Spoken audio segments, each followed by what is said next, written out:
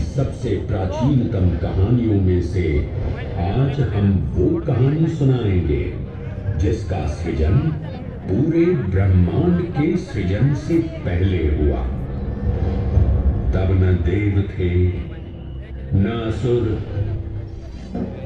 न जीव था, न जंतु, न जल था, न अग्नि, न वायु, न भूमि। समष्टि के शून्य में विराजती एक शक्ति, कालातीत और कालों के नियंता।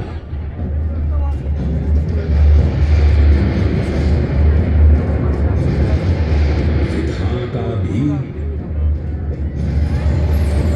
और विध्वंसक भी, अखंड, अचल, अविनाशी।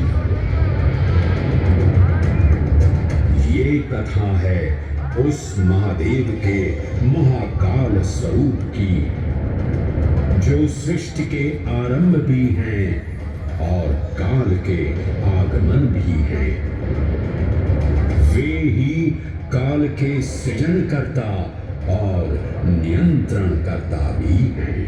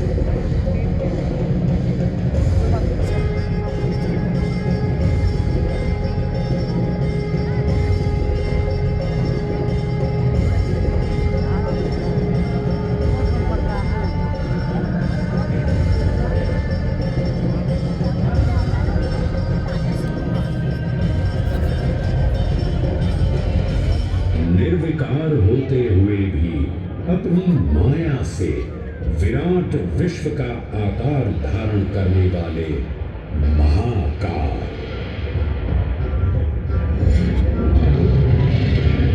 मेरुगिरी को धनुष और भगवान विष्णु को बाण बना दैत्यों के 3 पुरों का नाश करने वाले महाकाल।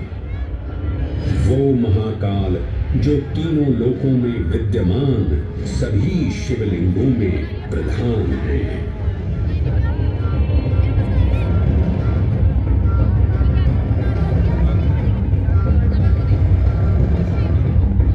वो महाकाल जिनके त्रिशूल की तीनों नोकों से काम, क्रोध और लोभ पर नियंत्रण होता है, जिनके मस्तिष्क पर चंद्र शीतलता का प्रतीक है और जिनकी सवारी नंदी के 4 चरण सत्य, दया, दान और तप का चिन्ह है।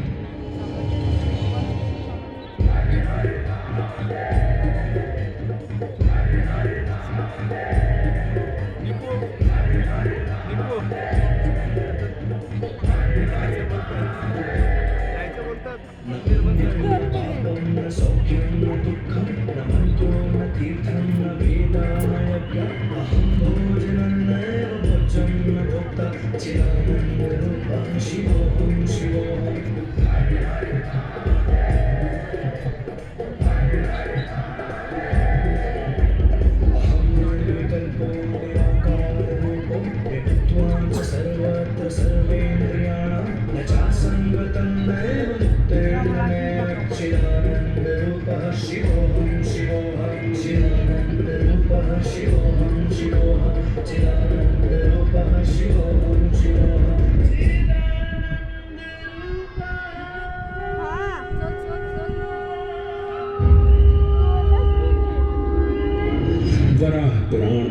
कहा गया है, नाभिदेशे महाकालस्तन्नाम्ना तत्र वै हरः, अर्थात नाभिदेश उज्जैन में स्थित भगवान महाकालेश्वर तीनों लोकों में पूजनीय हैं।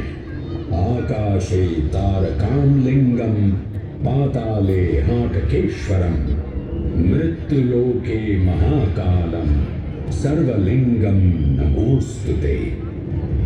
आकाश में तारक लिंग के रूप में, पाताल में हाटकेश्वर के रूप में और मृत्युलोक में महाकाल के रूप में स्थित भगवान शिव को प्रणाम। समस्त लिंग स्वरूपों में विद्यमान भगवान शिव को सादर नमस्कार।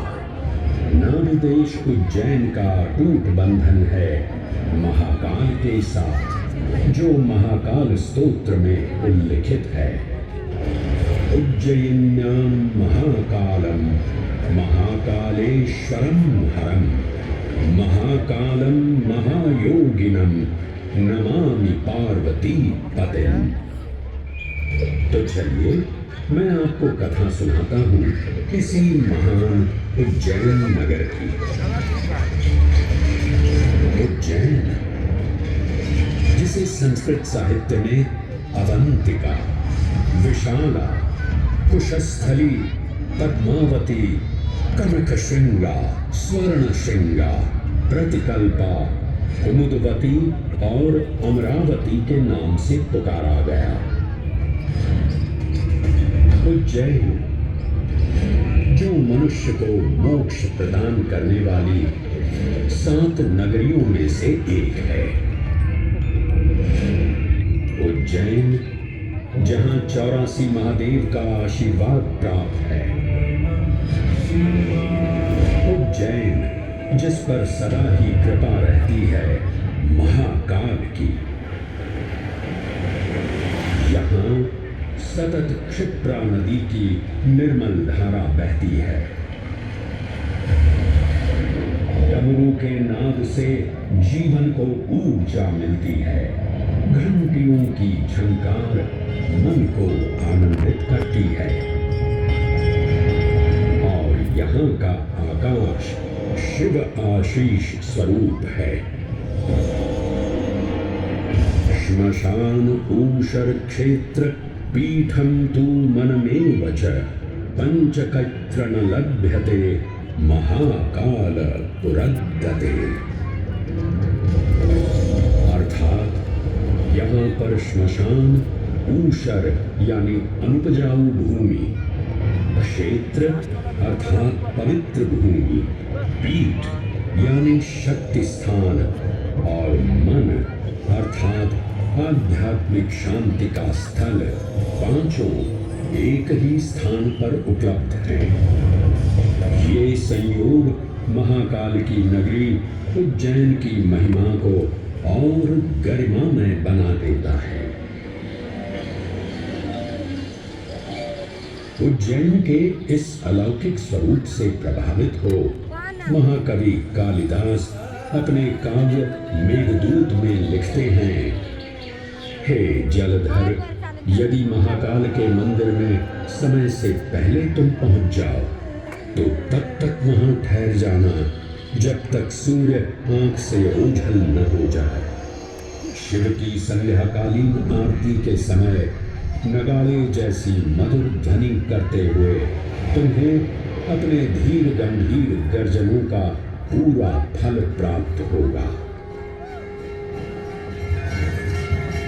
ये संध्या आरती, जिसे कालिदास ने सराहा है, अत्यंत महत्वपूर्ण है, क्योंकि ये वो प्रहर है जब सभी देवी देवता गंधर्व यहाँ उपस्थित होते हैं।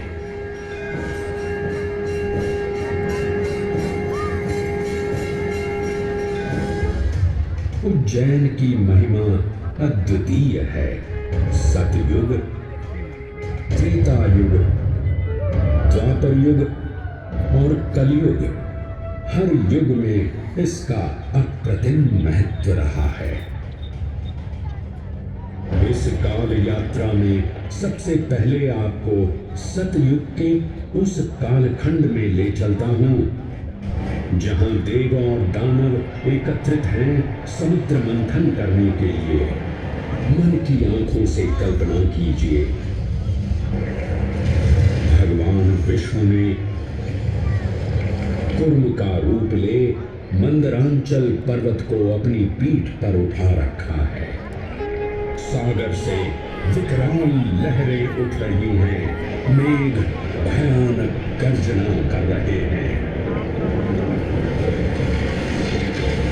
देव और दानव वासुकी सर्प को नेति बना और मंदार पर्वत को मथनी बना सागर को मथ रहे हैं कि तभी जल का पाप कारकूट विष निकलता है और पूरी सृष्टि को अपने ताप से झुलसाने लगता है।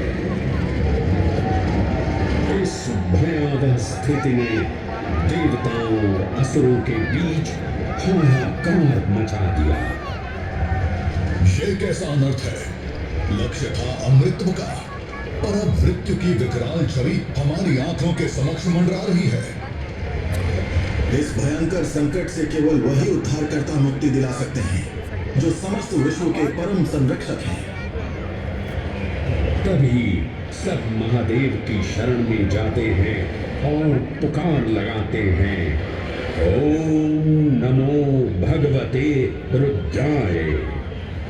और फिर तुष्टा महादेव भक्तों की गुहार सुनते हैं, कैलाश से उतरते हैं, विष को अपनी अंजुलि में भर अपने कंठ में धारण करते हैं।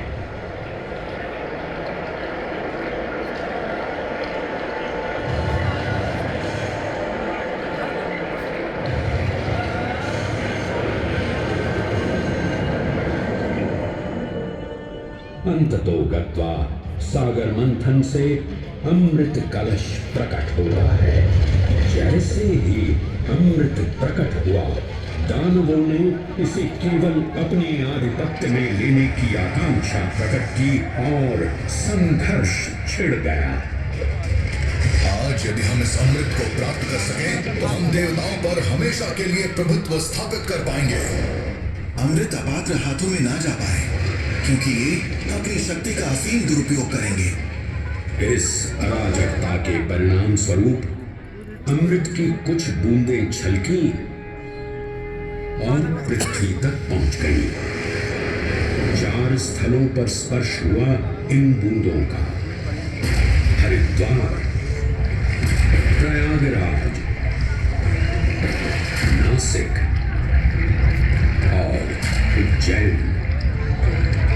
अमृत की इन्हीं बूंदों के कारण उज्जैन में हर 12 वर्ष पर कुंभ सिंहस्थ मेले का आयोजन होता है। भगवान शिव की लीला देखिए, लोक कल्याण के लिए स्वयं विषपान किया और अपनी नगरी पर अमृत वर्षा करवाई। अमृत की पावन बूंदों से अभिसिंचित ये दिव्य उज्जैन भूमि रामायण के पृष्ठों में भी सम्मिलित हुई। सतयुग के बाद त्रेता युग में माता सीता की खोज में वानर सेना का यहाँ आगमन हुआ।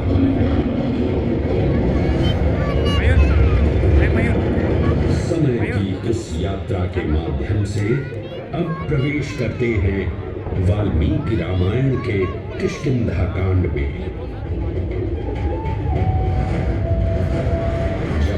राजा सुग्रीव अपने यूथपतियों से सभी प्रमुख स्थानों पर जाने के लिए कहते हैं और उन्हें अवंती नगर यानी उज्जैन जाने का आदेश भी देते हैं। मेखला उत्कल के क्षेत्र, दशर्न के नगर, आम्रवंती, अवंती और विदर्भ के राज्य, साथ ही माहिष्का के आकर्षक राज्य में भी पूरी तरह से खोजना होगा।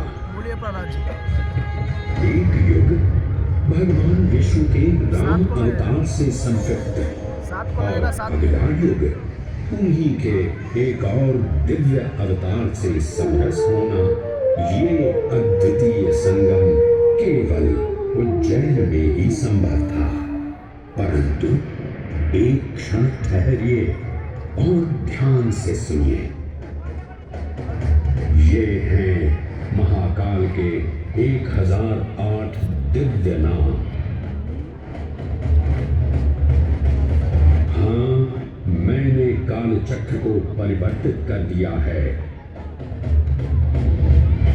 और अब द्वापर युग का शुभारंभ हो चुका है। विस्मय पूर्ण हो जाएंगे ये जानकर कि महाकाल के इन नामों को स्वयं भगवान श्री कृष्ण ने रचकर पिरोया था। महाकाल सहस्र नामावली की ये अद्भुत रचना उस समय की है जब योगेश्वर कृष्ण, उनके मित्र सुदामा और शेषावतार बलराम ने अवंती नगरी में स्थित संदीपनी ऋषि के आश्रम में वेद, वेदांत दर्शन और शस्त्र विद्या की शिक्षा ग्रहण की थी।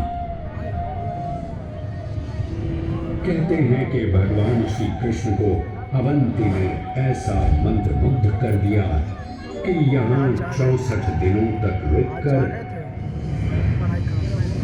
उन्होंने 64 विद्याएं और 14 कलाओं का ज्ञान लिया। उज्जैन का संबंध महाभारत से भी जुड़ा हुआ है। इस महान महाकाव्य के वन पर्व में उल्लेख किया गया है कि महाकालेश्वर मंदिर में स्थित कोटि तीर्थ जल का स्पर्श मात्र करने से अश्वमेध यज्ञ के समान फल प्राप्त होता था। और फिर परिवर्तन की इस अनवरत धारा ने एक नई कहानी लिखी। उज्जैन में उदय हुआ मौर्य वंश का। सम्राट बिंदुसार ने अपने पुत्र अशोक को उज्जैन का राज्यपाल बनाया और समय के साथ अशोक के शासनकाल में धर्म का विस्तार हुआ। मौर्य वंश के पश्चात विभिन्न राजवंशों, सम्राटों और नरेशों ने उज्जैन की सेवा की। उनमें से प्रमुख मालवागण और फिर गुप्त वंश ने यहाँ राज कर इसके वैभव में वृद्धि की। उज्जैन ने अपने भव्य तेज से जहाँ महात्माओं और शासकों को आकर्षित किया, वहीं इस नगर पर आतताइयों की दृष्टि भी पड़ी।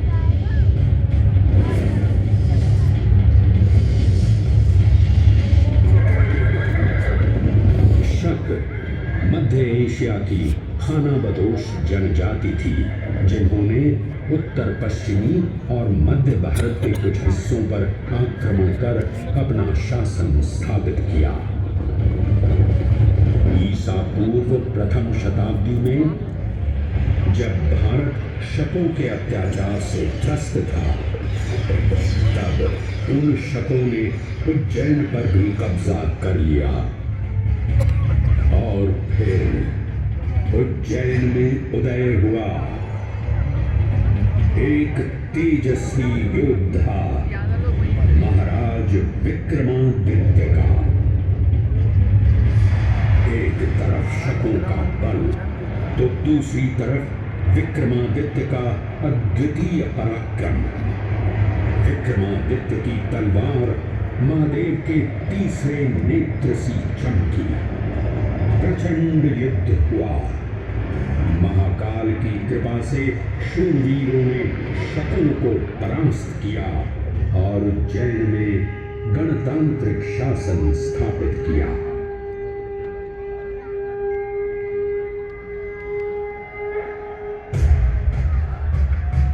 इन्हीं महाबली विक्रमादित्य की राज्य सभा महाकाल मंदिर में ही प्रतिष्ठापित थी। आज भी इस मंदिर की घंटियों में विक्रमादित्य की वीरता और शौर्य की प्रतिध्वनि गुंजायमान होती है। राजा विक्रमादित्य और शकों के मध्य हुए युद्ध ने उज्जैन को कालचक्र से अभिन्न रूप से जोड़ दिया, क्योंकि जिस दिन उनको विजय प्राप्त हुई उस गौरवशाली उपलब्धि के सम्मान में एक नवीन पंचांग का शुभारंभ किया गया, विक्रम संवत पंचांग। आज भी कई हिंदू पर्व और धार्मिक अनुष्ठान विक्रम संवत पर आधारित हैं।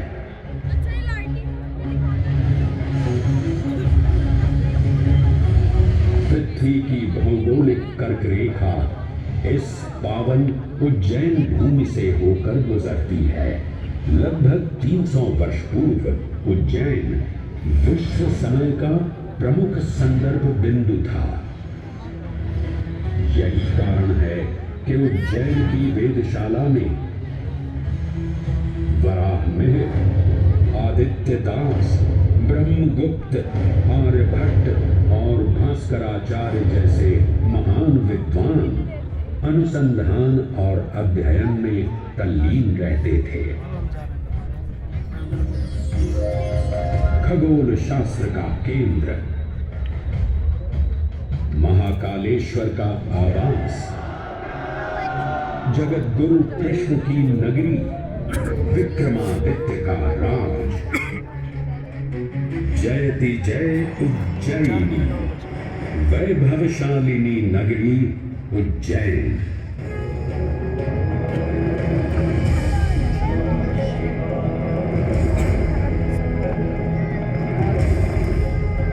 श्वासों को शिव मंत्र से अलंकृत कर, मन को भाव की गंगा से निर्मल कर, जो भी उज्जैन में महादेव की शरण लेता है उसका कल्याण होना निश्चित है। आज सुनी सबने गाथा महाकाल की, दर्शन जिनके दुर्लभ हैं, नमन करे जिन्हें काल भी, चरण में जिनके है बसा। ये समस्त संसार कभी नहीं देखा होगा धरती पर ऐसा चमत्कार।